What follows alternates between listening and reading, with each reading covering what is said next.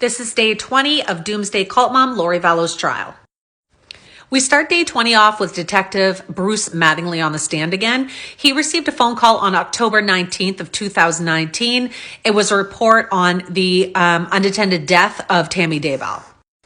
He received the call from his detective saying there was nothing suspicious about Tammy's death, and it was eventually ruled as natural.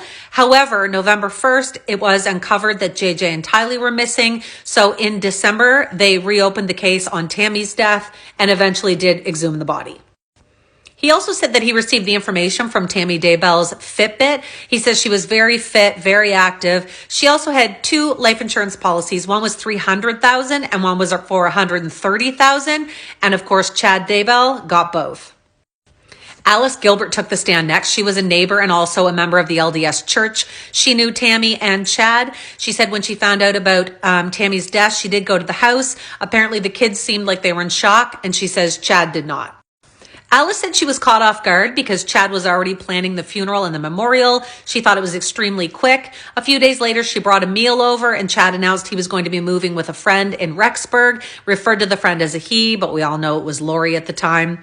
She said about a week later, she brought a meal over for the kids. Chad was not there anymore, and the daughter was crying, saying that Chad wanted nothing to do with the kids now that Tammy was gone. Alice reached out to Chad about a week later, asking if they could visit. He said no and that he would visit them, which he did, and he brought up Lori. He said that her husband had had a heart attack and that they were grieving together and basically that he had fallen in love. Less than a week later, they ended up meeting Lori for the first time.